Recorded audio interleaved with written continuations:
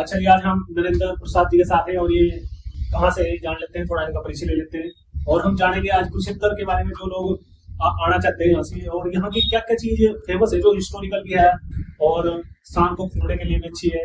कोई कभी कुरुक्षेत्र आता है तो कहाँ कहाँ घूमे, तो ये सब चीज जानेंगे आज हम नरेंद्र प्रसाद जी से। और ये यहाँ के बहुत टाइम से रहने वाले हैं और ये डॉक्टर साहब भी है, सब डॉक्टर साहब कहते हैं।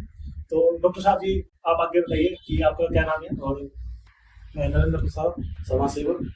और कुरुक्षेत्र में काम चलता है, देखते रहते हैं समाज को। जी जी, अच्छा, जैसे आप कुरुक्षेत्र में रहते हैं तो यहाँ क्या क्या देखने के लिए चीजें हैं जिनको हम शाम को देख सकते हैं, या कोई बाहर से टूरिस्ट आते हैं उनको अच्छा लगे वहां जाए, वो अपना समय बिताए और यहाँ की कुछ यादें अपने साथ लेके जाए।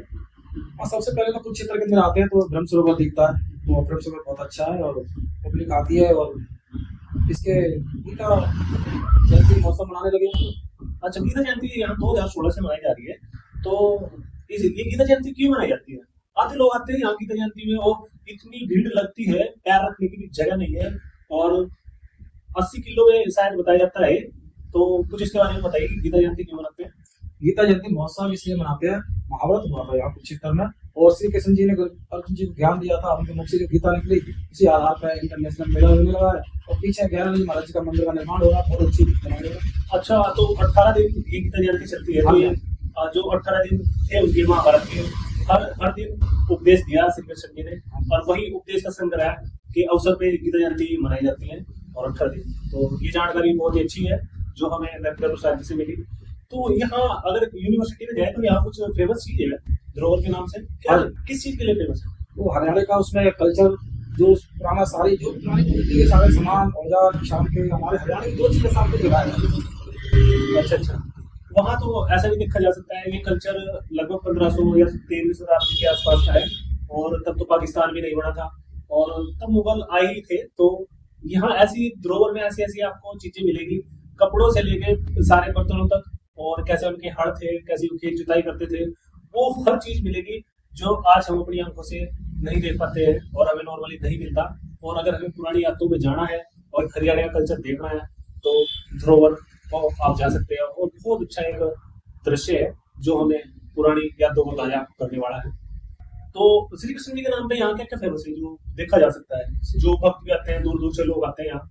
श्री कृष्ण जी के नाम से एक तो ज्योतिसराय पास में तीर्थ है, वहाँ से पहला उपदेश उन्होंने वहाँ से गीता कर दिया था।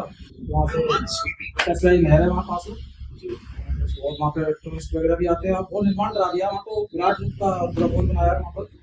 है ना, कृष्ण मंदिर के बारे में बताइए। कृष्ण मंदिर भी है, बहुत अच्छे मंदिर है, गौड़िया मठ भी है, और हमेलिया पांडवों की हमेलिया यहाँ पर घूमसों पर, उसमें सब भीष्म पिताजी की सब दिखाया, उसमें सारी स्टेशन वगैरह लगे हुए सब कुछ दिखाया। अच्छा, जो तो यहाँ के उन्होंने युद्ध के समय जो उन्होंने हथियार यूज किए थे, तलवार, भाले, गदे, तो ये सब कहाँ? हाँ जी, पैनोरमा के अंदर मिलते हैं। अच्छा, ये पैनोरमा के लिए किधर से जाया जा सकता है यहाँ? ये पैनोरमा जो देवीलाल चौक पड़ता है उसके जस्ट सामने पड़ता है। अच्छा, देवीलाल चौक के पास ही पड़ता है। अच्छा, तो जो शेख चिल्ली का मकबरा है उसको क्या कुछ उसका है? शेख चिल्ली मकबरा के बारे में कुछ आप बता सकते हैं? नहीं, वो तो ठीक है, मुझे थोड़ी जानकारी इन्हीं से मिली थी, नरेंद्र प्रसाद जी से, और इन्होंने पहले ही बता दिया था, तो मैं इसलिए बताना चाहता हूँ कि जो हमारे अब्दुल रहीम थे, अब्दुल रहीम, तो उनको अब्दुल रजाक के नाम से भी जाना जाता था। अब्दुल रजाक, जिनको हम शेख चिल्ली के नाम से भी जानते थे, और उन्हीं शेख चिल्ली, उनका निक नेम था शेख चिल्ली, तो शेख चिल्ली के नाम पे ये यहाँ मकबरा बनवाया गया, और ये हरियाणा का ताजमहल भी से कहा जाता है।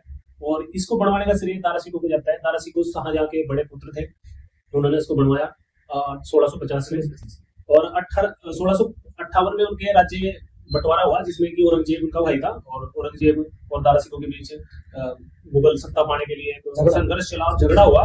तो वो इसलिए जब शाहजहां कहते थे कि यार मैं तो अपना साम्राज्य का जो भार है, जो अगला मुगल बादशाह होगा, मैं दारा सिकोह को बनाऊंगा, लेकिन वो दारा सिकोह तो नहीं बन पाता है क्योंकि औरंगजेब की कूटनीति बीच में काम करती है।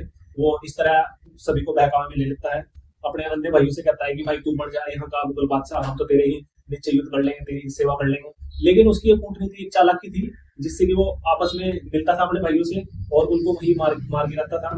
तो इस तरह वो बड़ी चालाकी से दारा सिकोह को भी मारता है, और कुछ भाई तो उसके कहीं वेस्ट में जाके भाग गए थे। तो जैसे मुराद था, मुराद को मार दिया था इसने, दारा सिकोह को मार दिया था। तो ये उस समय की मुगल सत्ता पाने के लिए था। और औरंगजेब इसलिए इसको पसंद नहीं करता था तारासिंह को बड़ा ही धार्मिक व्यक्ति था। वो ग्रंथ पढ़ता था और सारे वेद पुराण ये सब धार्मिक चीजें पढ़ता था। वो सीधा मुगल बादशाह होने का क्या कहता था कि ये तो एक हिंदू है, मुगल तो इसने जन्म लिया मुगलों से, लेकिन ये पूरा हिंदू है अंदर से, अंदर बाहर से। तो इसीलिए उसकी सत्ता गिराई गई। और लेकिन उसने पहले ये हरियाणा का ताजमहल हमें दे दिया और जिसे आज से चिल्ली के मुखबिर के नाम से जाना जाता है। तो ये सब कहानियां जानकारी हमें नरेंद्र प्रसाद जी से ही मिलेगी। तो जैसे हम और चीजें देखते हैं, यहाँ मारकंडा देखते हैं, तो मारकंडा भी शायद फेमस है एक। साहब आपके पास पड़ता है, यहाँ से 28 किलोमीटर है। अच्छा, अगर कोई बड़ा सा है तो हाँ बाजी रास्ते में पड़ेगा मारकंडा। वो बालक थे ऋषि, तो उसके बारे में बहुत अच्छा लिखा है उन्होंने। मंदिर भी है और नहर जा रही है वहाँ पर, जहाँ मारकंडा नहर है उसको दशरथ जी के वो कुछ बताते हैं उसके बारे में। अच्छा अच्छा, तो चलिए धन्यवाद आपकी आज ये इतना समय देने के लिए और थैंक यू सो मच।